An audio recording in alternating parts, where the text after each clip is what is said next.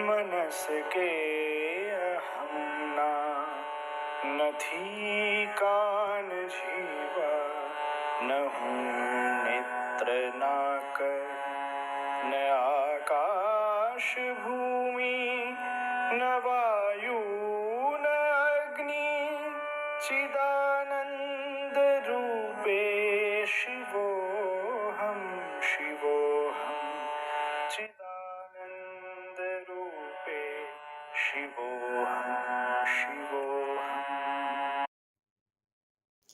नमस्कार दोस्तों, मैं नंदिनी त्रिवेदी स्वर गुर्जरी में आप सबको प्रणाम करती हूँ। मैं हूँ शिवनगरी उज्जैनी में।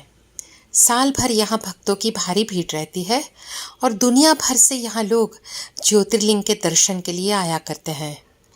ऐसी मान्यता है कि जो भक्त महाकाल के दर्शन के साथ भैरवगढ़ स्थित काल भैरव मंदिर में बाबा काल भैरव का दर्शन करता है, उसके जीवन के सभी पाप मिट जाते हैं और उसकी हर मनोकामना पूर्ण होती है।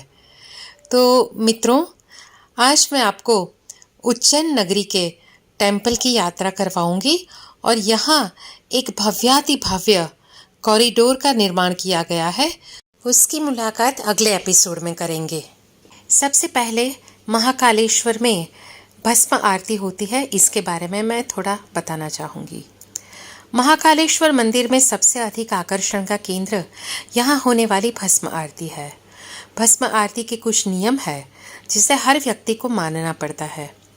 बता दें कि विश्व भर में महाकालेश्वर मंदिर एक अकेला तीर्थ स्थान है जहाँ वैदिक मंत्रों, शंख, डमरू के साथ बाबा भोलेनाथ की भस्म आरती की जाती है। स्त्रियों के लिए गर्भगृह में प्रवेश वर्जित है। ऐसा इसलिए क्योंकि इस समय भगवान निराकार रूप में होते हैं और इस रूप में भगवान शिव के दर्शन महिलाओं के लिए वर्जित है।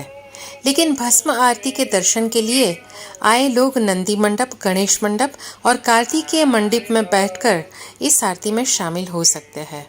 सुबह 4 बजे होने वाली ये भस्म आरती सबके लिए आकर्षण का केंद्र है। सबसे पहले हम पहुंचे महर्षि सांदीपनि आश्रम में। उज्जैन में स्थित सांदीपनि का आश्रम एक तपोभूमि है जिसको द्वापर युग के समय से सारी दुनिया में धर्म, अध्यात्म और वैदिक शिक्षा प्राप्त करने के लिए सबसे उत्तम स्थान माना जाता है। धर्म, अध्यात्म और मोक्ष की नगरी उज्जैन में स्थित सांदीपनि आश्रम प्रसिद्धि और पौराणिकता का महत्व इसलिए भी है क्योंकि श्री कृष्ण, बलराम और उनके मित्र सुदामा ने यहाँ इसी आश्रम में महर्षि सांदीपनि से वेदों और शास्त्रों का ज्ञान लिया था।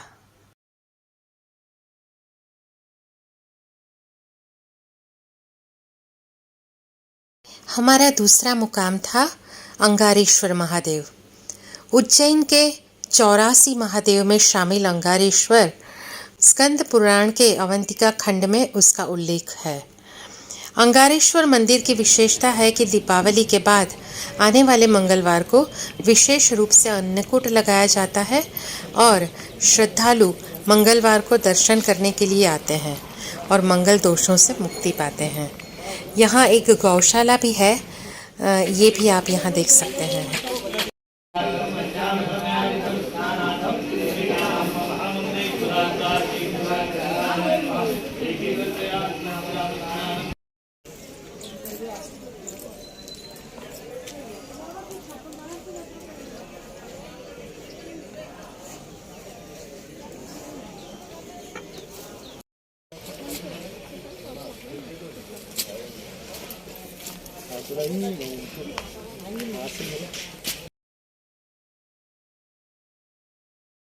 ये है प्राचीन सिद्ध वट। माता पार्वती जी ने ये वट वृक्ष लगाया था, ऐसी एक मान्यता है।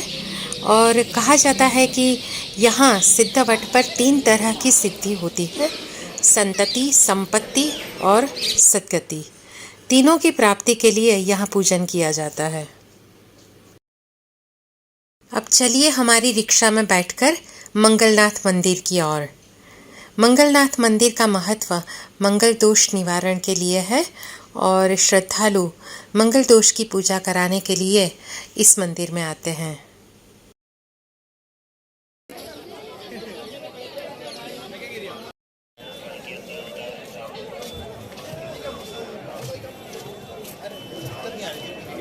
अब हम पहुंचे हैं काल भैरव के दर्शन के लिए।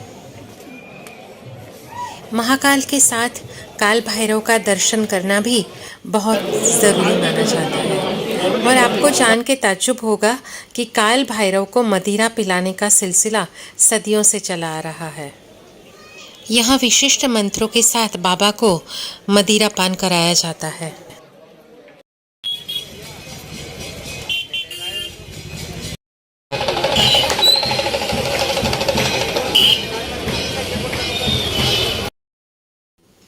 उज्जैन का हरसिद्धि मंदिर सबसे प्राचीन है और उज्जैन की रक्षा के लिए आसपास देवियों का पहरा है। उनमें से एक हरसिद्धि देवी भी है। कहते हैं कि यह मंदिर वहाँ स्थित है जहाँ सती के शरीर का अंश अर्थात हाथ की कोहनी आकर गिरी थी। अतः इस स्थल को शक्तिपीठ भी माना जाता है। इस देवी मंदिर का पुराणों में भी वर्णन मिलता है। बाद में हम रामघाट पे गए थे और सिंहस्थ कुंभ मेले के दौरान रामघाट का दृश्य ऐसा खूबसूरत लगता है। दूसरे दिन सुबह की ताजगी को मन में भर के हम नरसी घाट की तरफ गए तो हमारी मुलाकात बम्बई के जाने माने कलाकार, अभिनेता और सिंगर देवर्ष नागर से हुई। देवर्ष खुद उज्जैन नगरी से बिलोंग करते हैं और उन्होंने हमें बहुत अच्छी बातें बताई जो मुझे तो मालूम नहीं था। उन्होंने मंदिरों के बारे में बताया, उज्जैन शहर का हिस्ट्री के बारे में बताया। तो अब हम देवर्ष से मिलते हैं और उनसे कुछ बातें सुनते हैं। आप बोलो ना कुछ। हाँ, तो हम बात कर रहे थे मंदिरों के बारे में, उज्जैन नगरी के बारे में। तो कैसा लगा, मैं आपसे पूछता हूँ, आपको कैसा लगा? बहुत ही बढ़िया, इतने अच्छे दर्शन हुए हैं और आप थे तो सवाल ही नहीं आता है। अरे हमने दोनों ने एक साथ रहना हुआ है। हाँ, हमने कल लिया ये। ओह वाओ, ये एक्सपीरियंस था। Good morning from Ujjain. Ujjain नगरी जो खुद इतनी पवित्र नगरी है और हमने पूरा दिन कल इतना दौरा किया, देवर्ष आपकी वजह से ये सब हो पाया। और उज्जैन नगरी जिसको अवंतिका भी कहते हैं, जो पराक्रमी राजा विक्रमादित्य वो भी यहाँ के थे। महाकालेश्वर का तो महत्व है ही, और महाकवि कालिदास उनकी भी नगरी है। तो देवर्ष मेरे पिताजी जो है जयंत पंड्या, उन्होंने पूरे मेघदूत का गुजराती में समश्लोकी अनुवाद किया है। हाँ, बहुत अच्छा है। तो ये सब इतनी अच्छी जगह है। तो आप ये जो 5-6 मंदिर है उसके महत्व और उनके नाम बताइए हमारे दर्शकों को। गुड मॉर्निंग एवरीवन, नमस्ते, जय श्री महाकाल। नंदिनी जी, अभी हम बैठे हैं नरसिंह घाट पर। वो आपके वीडियो में आ गया कि नरसिंह भगवान यहाँ आए थे। तो शुरुआत करते हैं महाकाल से। जहाँ तक जातक कथाओं में, पुराणों में लिखा है, एक शक्ति को आप शिव कह सकते हैं, एक प्रचंड शक्ति जो अदृश्य है, जिसने ब्रह्मांड को बनाया और आदेश दिया ब्रह्मा जी और विष्णु जी के थ्रू ये सृष्टि बने, जिसको ऑपरेट करते हैं विष्णु जी, बनाया ब्रह्मा जी ने। ऐसा इन शॉर्ट बताता हूँ। तो एक बार हुआ यूँ कि विष्णु जी और ब्रह्मा जी को अहंकार आ गया कि जब हम ये सृष्टि हमने बनाई है तो इसके सर्वा हम ही हैं। लेकिन वो ये भूल गए कि एक शक्ति है जो अदृश्य है पर वही सब कुछ है ब्रह्मांड में। इसीलिए कहा जाता है कण कण में शिव है। और साइंस भी मानती है कि हमारा जो बना है, ब्रह्मांड बना है, वो छोटे छोटे पार्टिकल से बना है। तो ये बात है कि हर कण में शिव है। तो जब वो ब्रह्मा जी के झूठ से शिव जी नाराज़ हुए, जब इस तरह से उन्होंने देखा कि जब मेकर्स ही ऐसा करेंगे तो उनका रौद्र रूप हुआ। शिवलिंग कभी रहा होगा किस रूप का कुछ नहीं पता। वो शक्ति ब्लास्ट हुई जिसके 3 खंड हुए। एक खंड पाताल में गया, एक खंड अनंत में गया और एक खंड जो रह गया वही महाकाल है। अरे वाह, वही महाकाल है। और कहा जाता है कि वो शिवलिंग का जो हम रूप देख रहे हैं वो बहुत छोटे से स्तर का है, लेकिन तकरीबन पूरा जो 4-5 किलोमीटर का जो एरिया है एक्चुअली वो पूरा ही शिवलिंग है। बहुत बड़ा विशाल रूप है। तो ये तो है महाकाल। यहाँ से लाइन ऑफ कैंसर स्टार्ट होती है। हिंदी में कहूँ तो कर्क रेखा की शुरुआत महाकाल से ही होती है। आप इस समय वर्ल्ड के सेंटर में बैठे हैं। महाकाल मंदिर पूरे वर्ल्ड का सेंटर है। अगर आप पिन सुई रखेंगे तो वो महाकाल, इसीलिए लाइन ऑफ कैंसर वहाँ से शुरू होती है। और काल का राजा कहते हैं महाकाल। काल मीन्स समय, तो पूरे समय को जो होल्ड कर ले, हम सब समय के आगे लोग कहते हैं ना, हम क्या कर सकते हैं, वक्त ने ऐसा किया। तो सोचिए जब वक्त ही सब कुछ है और उसका राजा महाकाल, तो इसलिए यहाँ दर्शन करने से 12 ज्योतिर्लिंगों में से एक है, शायद तृतीय स्थान पर इनका नाम है।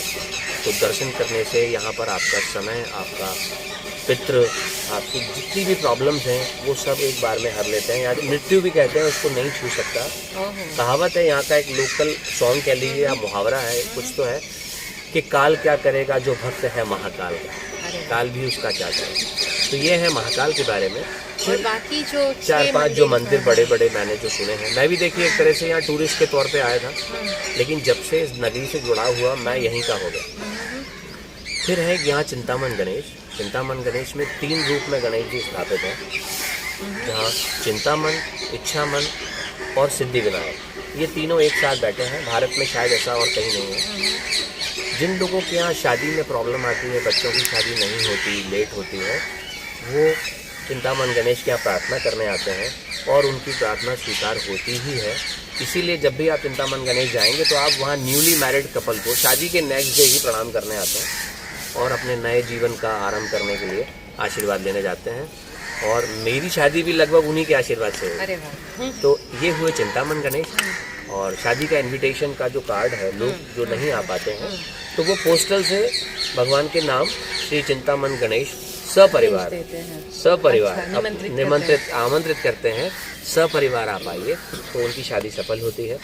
फिर आते हैं भारत में पितृदोष का, आपने अक्सर सुना होगा, पितृदोष है, मंगल दोष है। ये कुछ ऐसी प्रॉब्लम्स हैं हमारे कुंडलियों में आती हैं जिनकी वजह से बहुत सारी प्रॉब्लम्स होती हैं। जो लोग नहीं मानते हैं उनके बारे में तो ये मैसेज नहीं है। जो लोग आस्थावान हैं, जो सनातन धर्म की शक्ति को समझते हैं, उनके लिए ये है। तो पितृदोष, हमारे पितरों का जो दोष है, यहाँ एक मंदिर है सिद्धवट के नाम से। सिद्धवट कहते हैं, वहाँ वट वृक्ष है। कहा जाता है कि पार्वती जी ने वो वृक्ष अपने हाथों से लगाया था।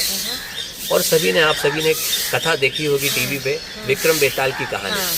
Who is Vikram? राजा विक्रमादित्य।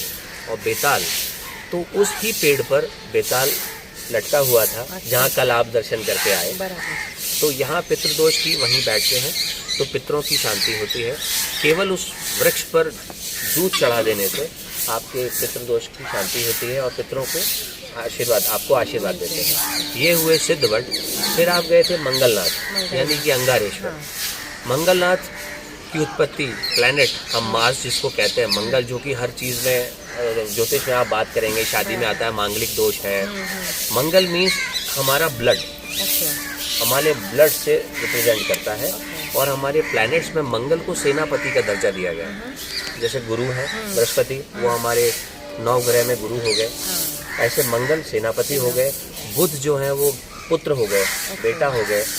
शुक्र शुक्राचार्य और लक्ष्मी जी को समर्पित है। शनि आपको पता ही है। और फिर सन सबके राजा हो गए, मून मंडे। तो मंगल की उत्पत्ति यहीं हुई जब शिवजी और जरासंध का युद्ध चल रहा था। तो उन्हीं के पुत्र के रूप में जरासंध थे, तो वो उनको मारना आसान नहीं था। तो शिव और जरासंध की लड़ाई, जलंधर की, शायद जरासंध नहीं जलंधर है अपना लीजिए, तो उनकी लड़ाई से इतनी ताकत लगी शिव जी की, उनके शरीर से पसीना आ गया। और जब वो पसीने की ड्रॉप गिरी तो ज़मीन, क्रोध का पसीना था तो ज़मीन फट गई। अंगार, आग के गोले, जैसे आप वॉल्केनो देखते हैं, शायद इस तरीके से कुछ ब्लास्ट हुआ होगा। तो वो आग, तो वही उत्पत्ति है अंगारेश्वर की, जहाँ आप गए। इसीलिए वहाँ पर मान्यता है लाल रंग का फल का रस, लाल रंग का कुमकुम से। और मंगल दोष की जो शांति होती है कुंडलियों में, वो सब उसी मंदिर में होती है। ये हुए मंगलनाथ। फिर हम काल भैरव गए। और काल भैरव गए। काल भैरव शिव जी के 5वें अवतार के रूप में माने जाते हैं। और शायद जहाँ तक मैंने कहानी सुनी है, ब्रह्मा जी को किसी तरह से दंड देने के लिए वो आए थे। तो यहाँ पर उनको मदिरा की, जैसे कि उनका फेवरेट मदिरा चढ़ाई जाती है। आपने देखा होगा चांदी की कचरी में। और साक्षात वो लोगों के सामने पी जाते हैं। जो लोग उन दर्शन नहीं किए हैं काल भैरव के, आप जब यहाँ आएंगे तो आप ये पाएंगे कि जब उनको मदिरा चढ़ाई जा रही है तो कोई उसको पी रहा है। और वो कहाँ गई किसी को नहीं पता। कई बार यहाँ पर खोज हो चुकी है, साइंटिस्ट आ चुके हैं कि इतनी शराब जाती कहाँ है। उनको लगता होगा ना तस्करी की है, या इन्होंने हो सकता है नीचे कुछ टैंकर बना रखा होगा, लेकिन वो सब असफल हो गए। सब कुछ खुदाई करके उन्होंने देखा, लेकिन कुछ भी नहीं मिला।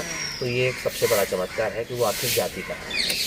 ये काल भैरव हैं जिनको काशी के कोतवाल कहा जाता है। right. और कौन से मंदिर की आपने? फिर हर सिद्धि मंदिर, हर सिद्धि वो तो मंदिर, हर सिद्धि देने वाली माता हर है। सिद्धि मंदिर जो है, हर सिद्धि, सारी सिद्धियां प्राप्त होती हैं। बराबर है। और ये राजा विक्रमादित्य की कुल देवी थी, ओके जहाँ पर वो शक्ति प्राप्त करने के लिए उनकी सिद्धि करते थे। ओके उनके अलावा मुझे नहीं लगता कि वो उज्जैन में जो पंडित हैं बड़े बड़े, वहाँ पर शायद कोई भी सिद्धि प्राप्त करने के लिए पूजा नहीं करता। और वहीं पर उसी मंदिर में माता जी की कोनी एल्बो गिरी थी, तो ये शक्तिपीठ भी है। बराबर है। तो इस तरह से ये तो मैंने कुछ मंदिरों का वर्णन किया है। इसके अलावा उज्जैन में 84 महादेव का महत्व है।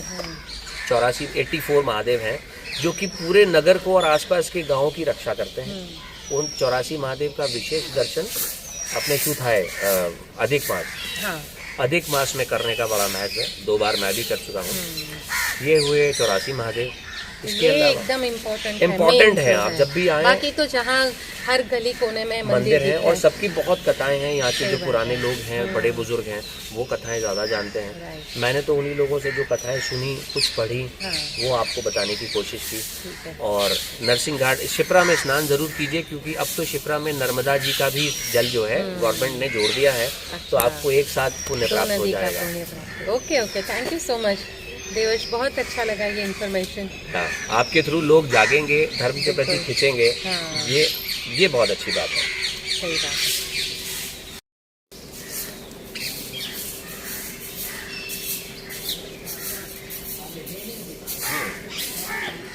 चलिए, बस तो आज तो ये नरसिंह घाट की मुलाकात बहुत अच्छी रही देवश। और अभी आज तो हमें निकलना है बम्बई के लिए, अरे वाह, तो कुछ सुना दीजिए, क्योंकि आपके गाना या भक्ति रचना के बिना तो हमारी उज्जैन यात्रा सफल नहीं होगी। अरे तो वाह। कुछ भी सुना दीजिए। कुछ भी सुना दीजिए, भजन ही अच्छा रहेगा। भजन भजन अच्छा रहेगा, बिल्कुल। और शिव की नगरी है, महाकाल की नगरी है, तो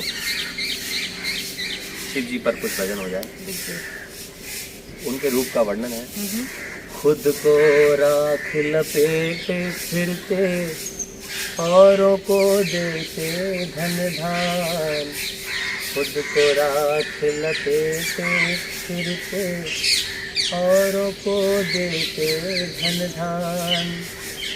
भक्ति का सुख तेरे हाथों, नीलकंठ को कोटि प्रणाम।